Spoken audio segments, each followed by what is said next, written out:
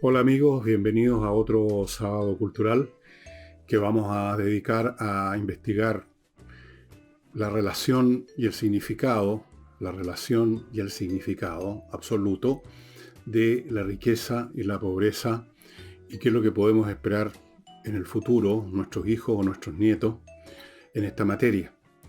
Es un tema que se me ha ocurrido hacerlo por la permanente y un poco porfiada insistencia de algunos sectores políticos de repetir más o menos el mismo cliché de que cada vez los ricos son más ricos, los pobres más pobres, que el país es víctima de la explotación, que el imperialismo, que el capitalismo, y en esto la desigualdad entre los pobres y los ricos.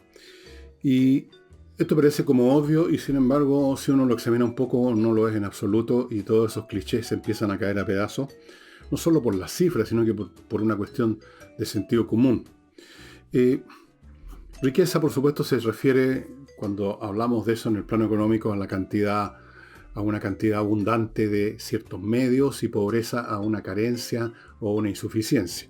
Pero la cuestión es de qué medios estamos hablando y cuál es la distancia, o sea, la relación de la pobreza y la riqueza y la pobreza relativas, y cómo se relacionan con la riqueza y la pobreza absolutas en distintas etapas históricas y qué significado tienen a su vez la relación entre la relación y lo absoluto de esta variable. En distintas épocas tiene distintos significados en función precisamente de los planos absolutos de los que estemos hablando. Eh, si nos retrotraemos a un pasado distante, el más distante que podamos imaginar, pongamos por caso una tribu, un clan que está recién saliendo de, de la etapa de la recolección, que está empezando la agricultura quizás, o antes. Podemos ponernos en ese principio, podemos ponernos donde queramos. Ahí, dada la pobreza general de la humanidad en términos de los bienes que dispone la raza humana en general, cualquier grupo, cualquier tribu, cualquier sociedad, debido a las tecnologías y al conocimiento que tienen, la pobreza en esos casos equivale lisa y llanamente a carecer de las cuestiones más básicas para la subsistencia fisiológica. La pobreza se manifiesta ahí como no tener que comer, o tener poco que comer, o no tener seguridad en la alimentación, un día comer mahoma y el otro día nada, de vez en cuando enguatarse, luego otra vez pasar un periodo de vacas flacas y así sucesivamente. En esa etapa la pobreza significa no contar con un techo adecuado, con no contar con vestimenta, con todas las cosas que tienen que ver con la protección del cuerpo, de nuestra estructura física. Significa no disponer de medios de salud adecuados porque no hay conocimiento ninguno, no hay tecnologías médicas disponibles. Por lo mismo,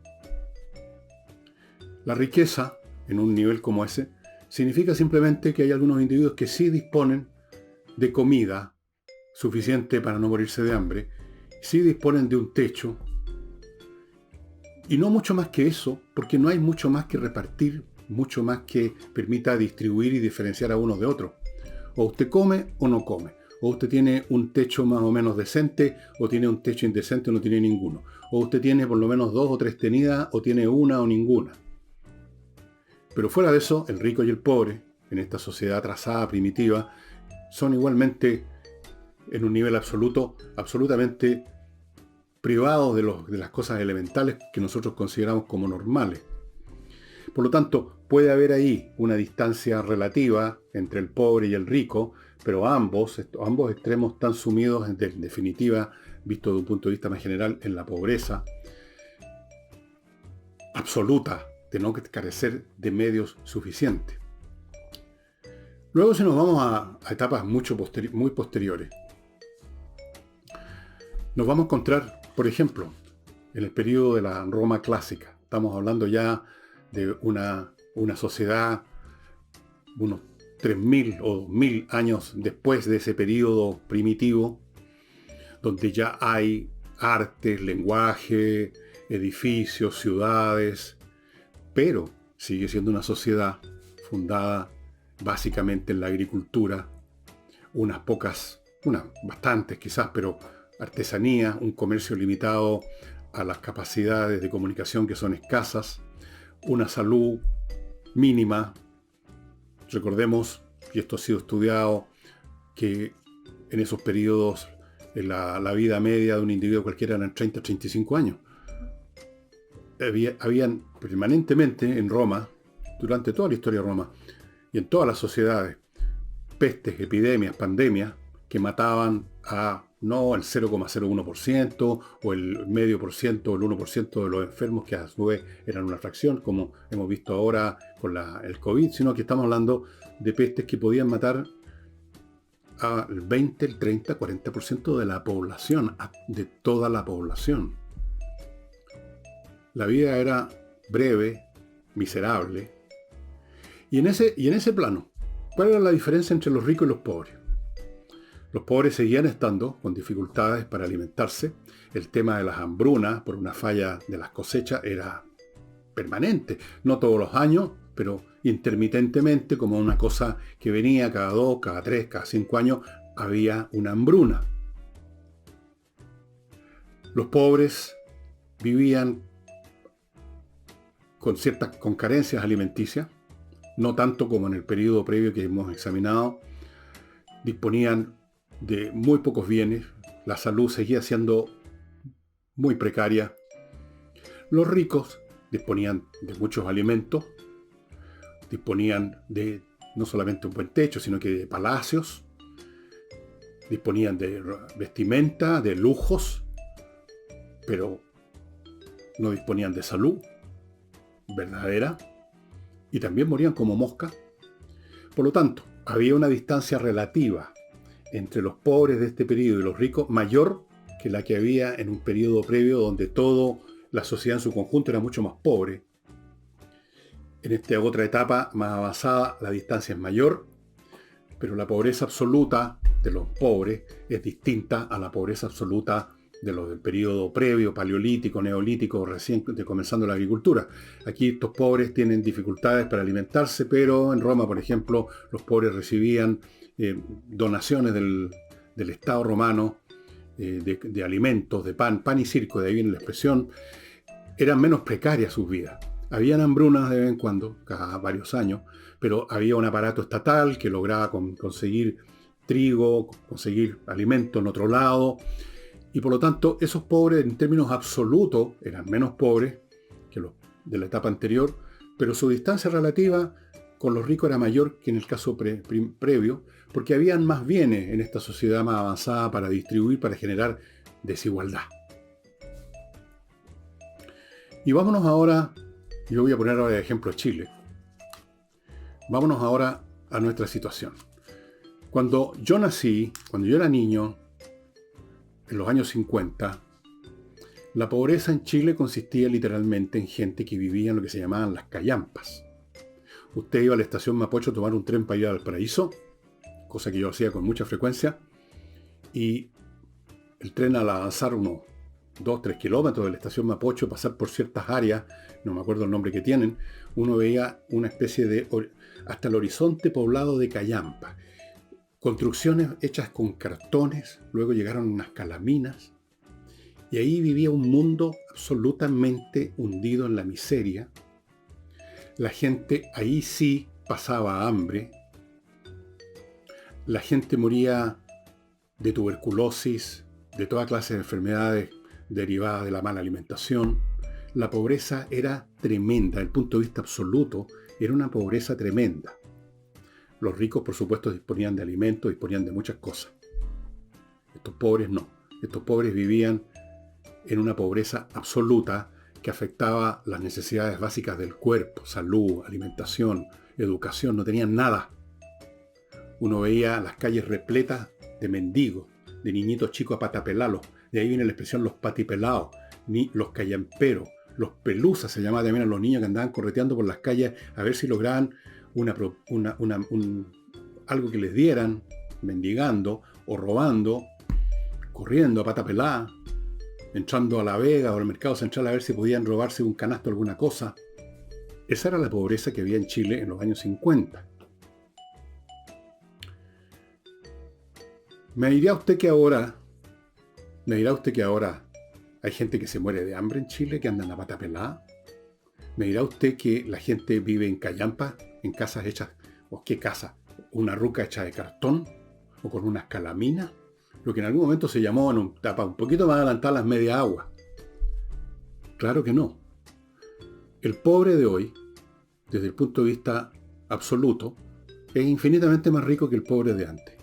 Pero su distancia con los ricos es mucho mayor, porque habiendo mucho más riqueza, es una cuestión de necesidad matemática que los más ricos se hayan distanciado aún más. Pero desde el punto de vista del pobre, su situación vital es completamente distinta. Dispone de alimentos, dispone de ropa, dispone de calzado, dispone de educación, buena o mala, pero dispone de educación, dispone de algunos servicios de salud, buenos o malos, pero los dispone de medios para atender, para comprarse una aspirina, siquiera si tiene un dolor de muela, probablemente va a tener un centro municipal donde lo van a atender. Dispone de infinitas más cosas para sostener su vida fisiológicamente y más que eso. Pero claro, es cuestión de aplicar un poco de matemática. Si usted compara, al pobre le pone el número 1 y al rico, en una sociedad cualquiera, el número 10, y multiplica por 10, ¿qué es lo que pasa? Entre el 1 y 10 había 9 puntos de distancia. Si multiplica por 10 las dos cifras, tenemos por un lado 10 y por otro lado tenemos 100. La persona que tenía 1 ahora tiene 10 veces más, pero la persona que tenía 10 tiene 100 ahora, y la distancia entre 100 y 10 es 90. Y antes la distancia entre 1 y 10 era 9. Por lo tanto, desde el punto de vista relativo, los ricos son más ricos y por lo tanto uno podría decir los pobres son más pobres, pero son más pobres comparados con los más ricos, no en el sentido fisiológico absoluto, en cuanto a que las personas están con menos alimento, con menos ropa, con menos zapatos, que es lo que pretenden muchos proyectar cuando dicen los pobres son más pobres, los ricos son más ricos. Los pobres no son más pobres en términos de las cosas que se necesitan para vivir y en niveles cada vez mejores. Por lo tanto, en una sociedad que se enriquece, y aquí ya tenemos que pasar a analizar sociedades mucho más ricas que la nuestra, la distancia entre el pobre y el rico es aún más grande. Pero ese pobre, en comparación con el rico, dispone de todo lo necesario y más para vivir perfectamente y no tiene ningún problema que haya alguien que en vez de tener capacidad para darse 3 comidas al día se pudiera dar 300, cosa que además es imposible e innecesario.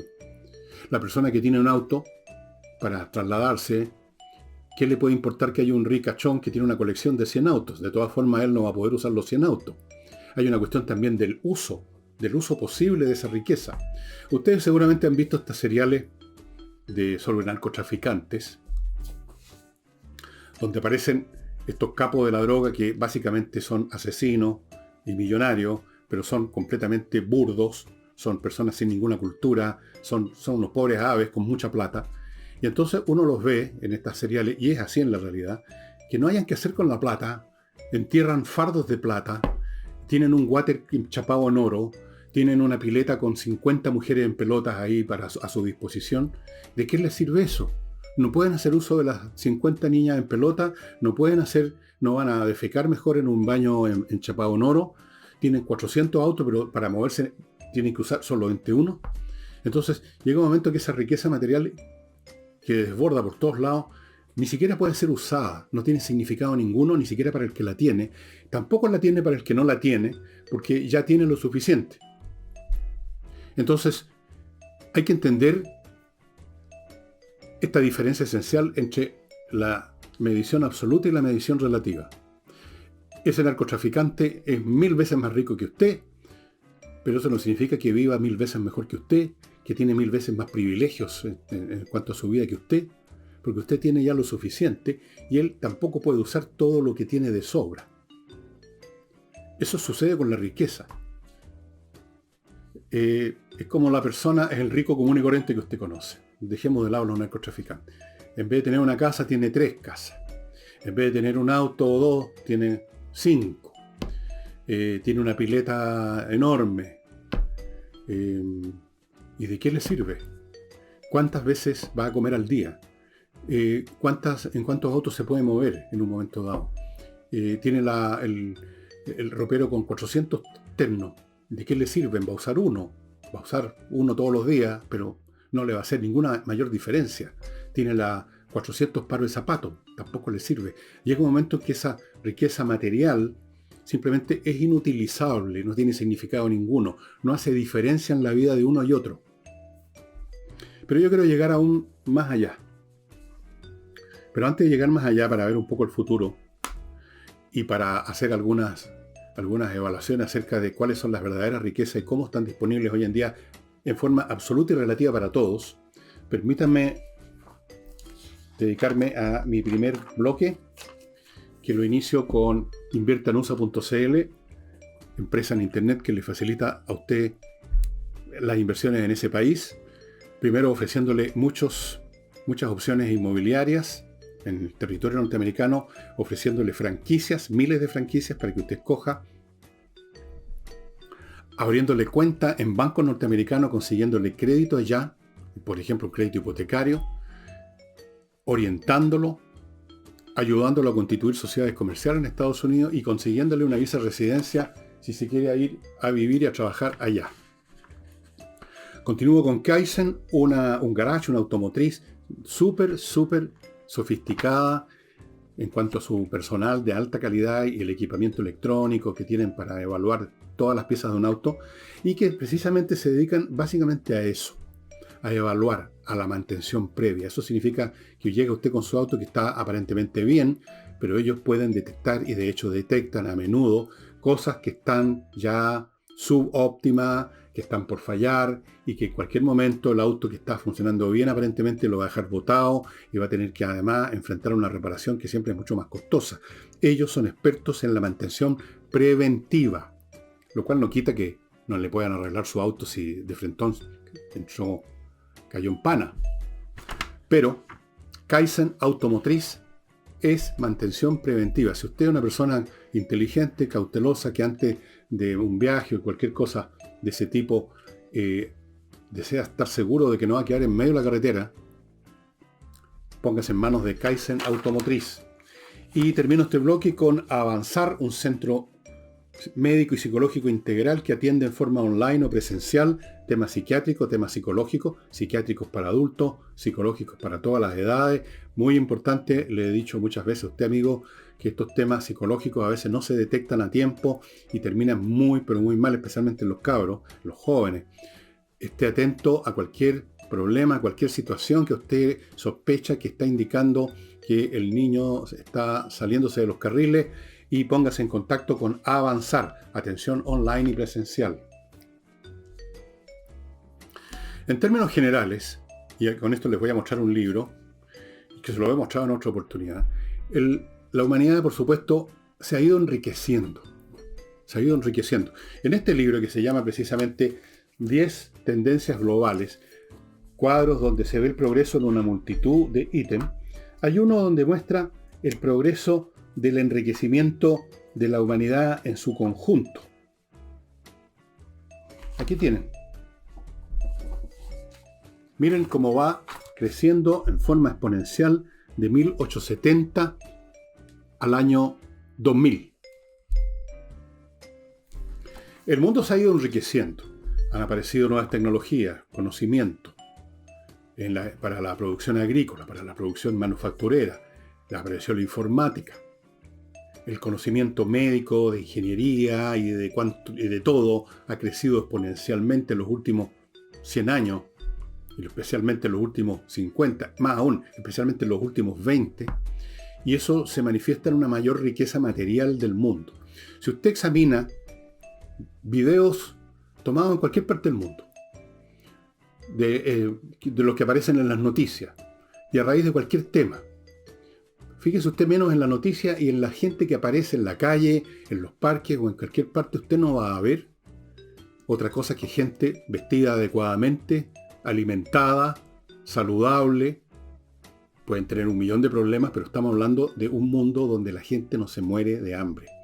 Las hambrunas, yo diría, hasta entrado el siglo XX. La hambruna, o sea, que no hubiera alimento y se murieran de hambre millones de personas en una zona completa del planeta, era una cosa que sucedía todo el tiempo. Las hambrunas eran parte de la vida. En China, en la India, en Rusia, era parte de la vida. En Europa, en Irlanda, por ejemplo, a mediados del siglo XIX hubo una hambruna derivada de una enfermedad de la principal cosecha que tenían en ese momento para alimentar a los pobres, a la gente pobre, era la papa. Hubo un problema con la papa, unas malas cosechas y la gente moría de hambre. Fue una hecatombe, mediados del siglo XIX. Eso ya no ocurre. Muy localmente, muy puntualmente, en zonas ya que han estado o están en guerra hace años de años, en algunas regiones de África, dominadas por estos grupos armados, estos energúmenos que andan en unas camionetas con ametralladoras. Ahí hay problemas de hambrunas, hay problemas de desnutrición infantil, que usted habrá visto, más que hambruna, desnutrición infantil. Pero esos son fenómenos locales y antes eran fenómenos globales. Ya no hay hambrunas, porque las técnicas agrícolas, la producción, la capacidad para distribuir por todas partes, cosa que antes era mucho más difícil, las comunicaciones, los nuevos estándares, en el sentido de que una sociedad no se queda de brazos cruzados y al lado si estuvieran muriendo de hambre. ¿Cuántos programas de las Naciones Unidas alimenticios no han servido para salvar de la muerte a millones de personas en África cuando ha habido ahí sequía o las permanentes guerras civiles que hay en esa región? La gente vive mucho mejor. La gente vive mucho más años. La edad, o sea, ya no se muere la gente a los 35 años en ninguna parte del mundo. Como promedio, digamos, como esperanza de vida, 35 años, hace mucho rato que eso se superó. Estamos hablando como mínimo 70, 80 años.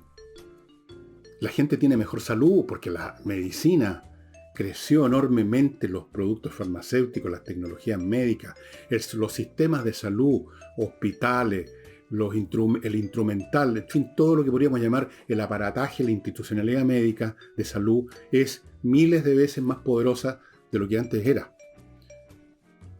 Los programas de salud en nuestro país, ya en los años 50, ¿cuántos programas que significaron un enorme cambio en los índices de mortalidad en los niños? Las vacunas, los programas alimentarios, hechos masivamente. Y eso en todo el mundo operado. Entonces, este no es un mundo donde los pobres son más pobres y los ricos son más ricos, como si cada vez hubiera más famélicos, cada vez hubieran más patipelados. No es así. El mundo se va enriqueciendo, pero por lo mismo, usted podría aplicar la misma vara de medida relativa y decir, bueno, los ricos son más ricos y los pobres más pobres, no porque los pobres sean más pobres, los pobres son infinitamente más ricos que los más ricos de hace unos años atrás.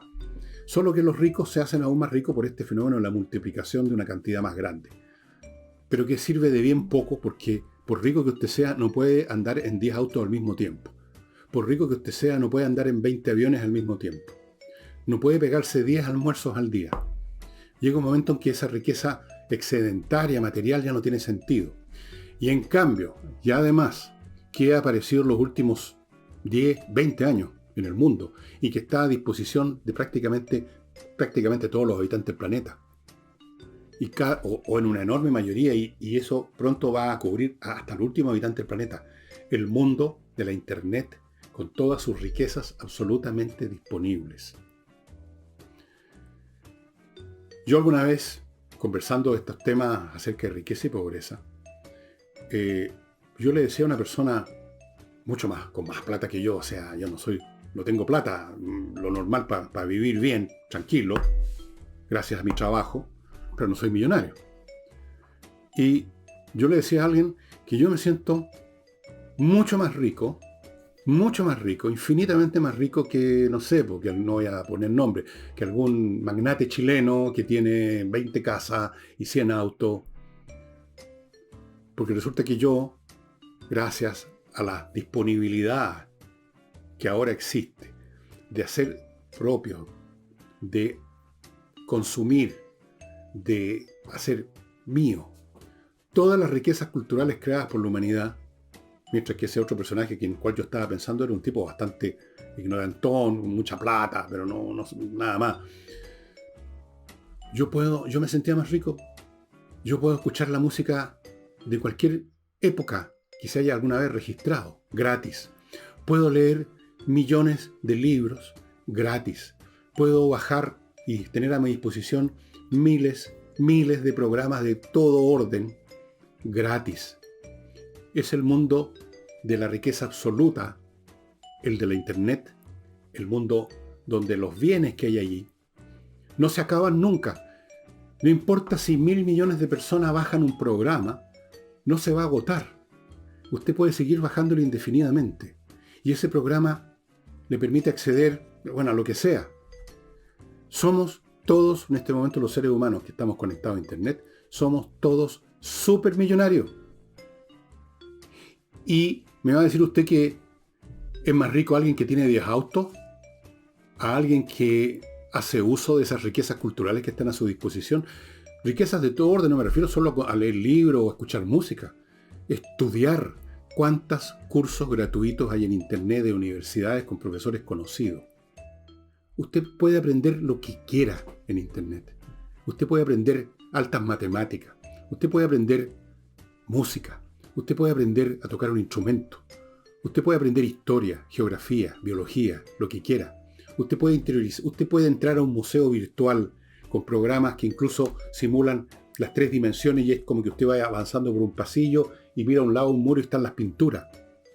Todas las riquezas culturales creadas por la humanidad están a su entera disposición gratis. Por supuesto que hay cosas que se compran, pero al lado de las cosas que se compran hay miles gratis.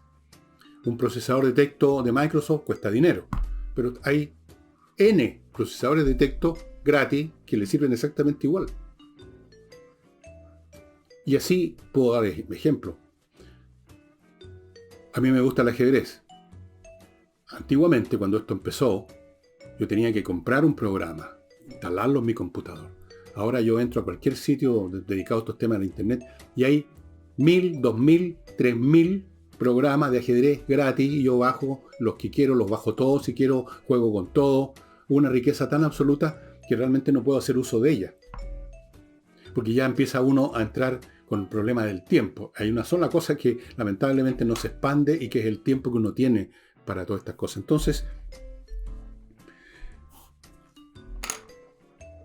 esto del Internet tiene un significado que va más allá de este hecho obvio, banal, de que uno puede obtener un montón de cosas gratis, que yo creo que constituye la verdadera riqueza, la riqueza mental, que no se sacia, uno no se harta de aprender, uno se puede hartar de comer, uno se puede hartar del sexo, uno se puede hartar de tener tantos autos que solamente usa uno, pero el conocimiento, el aprendizaje, el disfrute de la música, de la literatura, de todo lo que está disponible, uno no se harta nunca.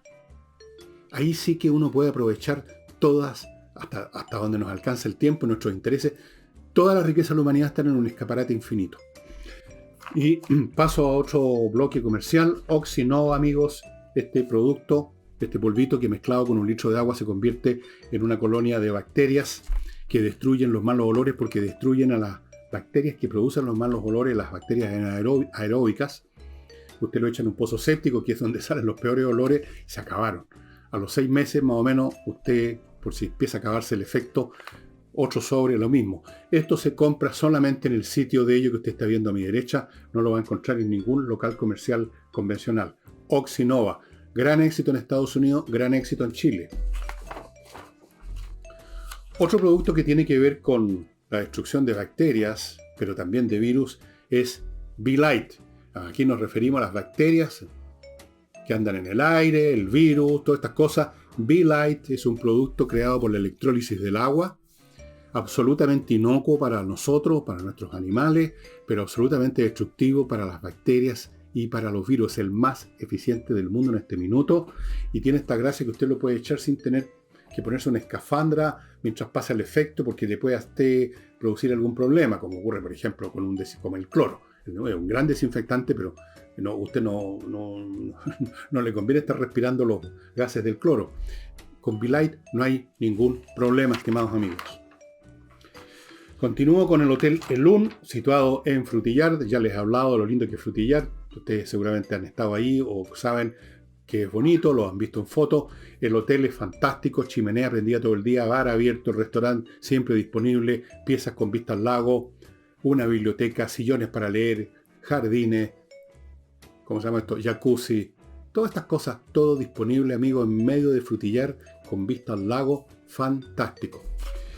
Continúo con Climo, la mejor climatización, la entrega miclimo.com, que instala dispositivos que sirven en todos los meses del año, ya sea entregando calor, entregando frescor, filtrando el aire, conectados a internet. Es otra cosa. Esta es la climatización del siglo XXI. Olvídese de todo lo que usted hasta ahora conoce.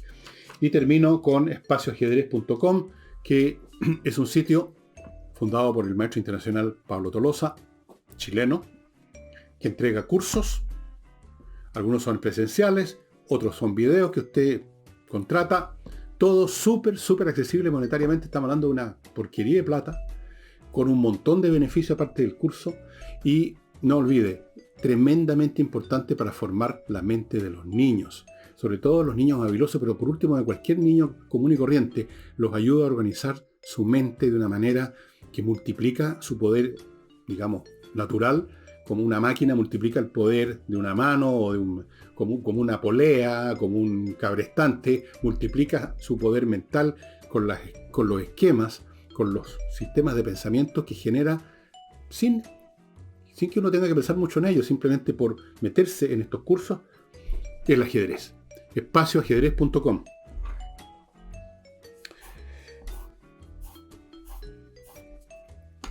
En la misma medida que la Internet nos ofrece un mundo donde reina la gratuidad y por lo tanto en ese mundo somos todos igualmente ricos, ahí no hay ninguna desigualdad salvo la desigualdad natural que algunos no hacen uso de esa riqueza, que algunos ocupan solamente el Internet para ver minas en pelota y otros aprenden idiomas y aprenden cosas. Es una desigualdad que brota de la desigualdad humana, entre los talentos, los gustos, etc.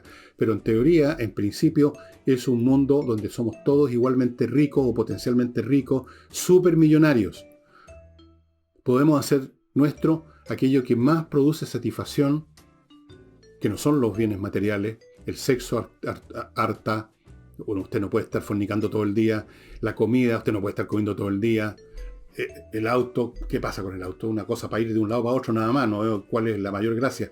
Pero los bienes mentales, el disfrutar la música, la lectura, el aprender cosas, eso produce mucho más placer, no produce hartazgo, no produce lata, no produce cansancio, todo lo contrario, la mente se amplía más y aspira a más y más.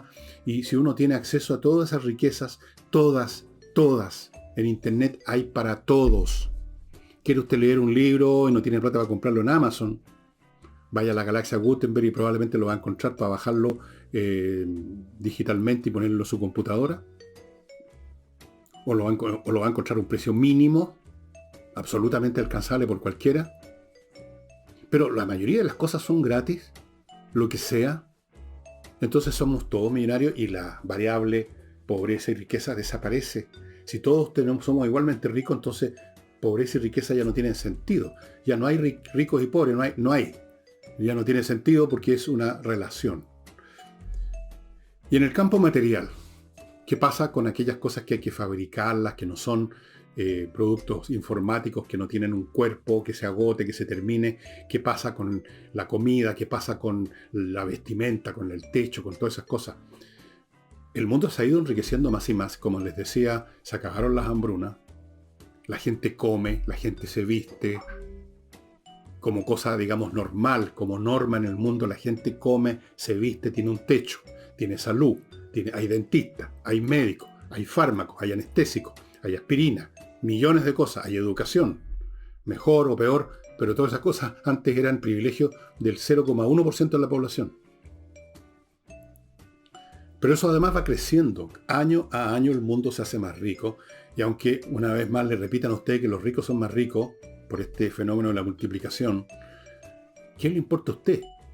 ¿Qué le importa? Dígame sinceramente. Si usted tiene todo lo que necesita y más, si no solo tiene casa, comida, ropa, zapatos, auto, plata suficiente para salir a comer con unos amigos, a ir al cine, comprar libros, salir de vacaciones, ¿qué le importa a usted que hay un señor que tiene un jet propio para ir de vacaciones? ¿En qué le afecta? Claro, él es más rico que usted, pero ¿en qué le afecta? Usted ya tiene más que suficiente. Entonces empieza a perder sentido en un mundo más rico, donde algunas cosas son completamente gratis, como el Internet, y donde otras se hacen cada vez más accesibles por el desarrollo de la tecnología, de la automatización, de la robotización, que hace de la producción ya un commodity automatizado, que ya no depende de los factores propios, pongamos, de la época victoriana. Entonces, casi podríamos decir que un mundo así es equivalente al fin de la economía entendida como las actividades humanas que se basan en el intercambio de equivalentes. Porque para que la gente se motive a hacer el esfuerzo para producir algo, tiene que recibir un equivalente a través del dinero de otras cosas que no tiene, y eso es lo que motiva para obtener todo lo que uno necesita. Pero ¿qué pasa cuando en un mundo hay una sobreabundancia y no es problema producir ni distribuir? No es economía. Es como el aire que respiramos. Nadie produce el aire, nadie anda distribuyendo el aire, no hay un índice de precios del aire, no hay una desigualdad en el aire, no hay ricos ni pobres en relación a la disponibilidad de aire, está para todos. No es un tema económico. Y la economía se está convirtiendo con los años, con el desarrollo, que ya llegó a una cosa bastante clara en el mundo de la informática, del Internet, de los productos digitales. Ya se llegó a eso, y cada vez más se va a llegar, y se está llegando en el mundo material. El mundo, la gente dispone de muchos más bienes. Y esto, con todos los tropiezos que se van a producir entre medio, con todos los dificultosos ajustes, porque en este proceso de automatización hay gente que se va a quedar sin trabajo, pero hasta eso cambia de sentido hoy en día. Quedarse hoy sin trabajo no significa que uno se va a morir de hambre al otro día o a la semana. Hay miles de mecanismos por los cuales esta riqueza universal puede llegar incluso a los que están sin trabajo, o va a llegar. Está llegando, de hecho. Que los programas de ayuda, que los bonos de esto, que los demás allá, de una manera todavía balbuceante se va configurando lo que va a ser el mundo de, pongamos, 50 años más o 30 años más. Un mundo donde no va a existir pobreza ni absoluta ni relativa, salvo que usted quiera seguir mañosamente haciendo la odiosa comparación que yo tengo un auto y el otro tiene 100, por lo tanto yo soy pobre. Va a ser un mundo rico, ya es un mundo rico en muchos sentidos. Va a ser un mundo mucho más rico, no va a haber pobreza. Todo va a estar disponible para quien quiera usarlo, como ya ocurre en la Internet. Y todo va a depender de usted. Ya no se va a tratar de que usted lo están desposeyendo, que usted lo están aplastando, que lo están pisoteando. Todo va a depender de usted. ¿Quiere aprender 10 idiomas? Va a poder aprender 10 idiomas. ¿No quiere aprender ninguno, sino que ver películas porno? Bueno, vea películas porno. Todo disponible. Todo disponible. Y ese es el futuro que le espera a lo más a nuestros nietos. A lo más a nuestros nietos. Un mundo muy rico, donde los problemas que vamos a tener, que van a tener, yo los voy a tener ya, van a ser muy diferentes. Ya no va a ser el viejo problema que le ha penado a la humanidad desde el principio, que es el problema económico de la subsistencia. Eso finalmente va a desaparecer. Eso quizás es lo que tenía en mente Carlos Marx cuando hablaba del comunismo. Cuando ya la humanidad es tan rica que este asunto económico de que yo trabajo y recibo un sueldo y que intercambio equivalentes con otro y la tasa de ganancia, todo eso no va a tener sentido. Pero eso supone un nivel de riqueza que todavía no hemos llegado. No hemos llegado. Y entonces, amigos, no importa lo que le digan, no importa lo que pase, salvo que pase una catástrofe universal ya tipo guerra nuclear o que lleguen unos invasores de otro planeta, la humanidad va hacia un mundo mucho mejor. El que tenemos ahora con todos los problemas es mucho mejor que el de antes. Nuestro país vive mucho mejor que antes. Cualquier persona de mi edad les puede contar lo mismo que les estoy contando yo de qué significaba ser pobre en Chile, pongamos en 1955. ¿Qué significaba ser pobre en 1965? 75. Ya 85 empieza a cambiar, 95 mucho más, y así sucesivamente. Este es un mundo mejor, por mucho que las nuevas generaciones que nacen ya de partida en un mundo mucho mejor, empiezan a haber problemas por todos lados y empiezan a quejarse. Pero si uno mira las cifras, si uno mira los datos, si uno no se deja llevar simplemente por impresiones, por estado anímico, este es un mundo que ha ido progresando hacia a un bienestar, a un grado de civilización superior. Falta todavía. Hay millones de personas que simplemente no tienen las capacidades educativas, mentales, para hacer uso de lo que ya existe. ¿Cuántos de ustedes, perdonen que se los pregunte, sacan un buen partido del Internet en términos, por ejemplo, en YouTube, de escuchar música clásica, aprender instrumentos en otro, qué sé yo, sitio de Internet, aprender historia, aprender una ciencia, aprender matemática, o por último, no aprender ninguna cosa, pero ver programas educativos, de divulgación científica, de geografía? Yo creo que todavía se hace muy poco aprovechamiento de eso. Y hay muchas personas que hacen un uso limitadísimo de eso. Están sentados en un barril de oro y no lo aprovechan. Amigos, nuestro mundo, el mundo que va a tener nuestros nietos, va a ser sin duda mucho mejor que este, a pesar de los errores, a pesar de las guerras, a pesar de gobiernos nefastos, a pesar de todas las interrupciones que forman parte de la vida de la sociedad en su conjunto y que están, por supuesto, relatadas en la crónica de la historia humana. Pero esa crónica de la historia humana, con todas esas interrupciones, es un proceso creciente hacia el progreso, estimados amigos.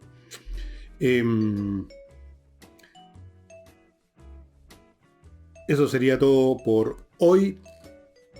Y no sé si en un programa como lo de los sábados les muestro los libros, pero solamente a raíz de las cosas que están ocurriendo en Chile últimamente, les quiero recordar que este libro que escribí después del despelote del año 19, lo empecé a escribir unos días, unas semanas, pero después no me apuré en publicarlo al tiro, quería estar bien, pensarlo bien. Cada hecho que está siendo conocido por la opinión pública manifiesta que esto que vivimos fue una insurrección y no un estallido social. Pero en fin, este libro esta es la cuarta edición, reimpresión de la cuarta edición, todavía quedan ejemplares, pero ya quedan bastante, ahora sí que quedan realmente muy pocos. Y eso sería todo por hoy, estimados amigos, nos estamos viendo el domingo, espero, con Álvaro Sala. Chao.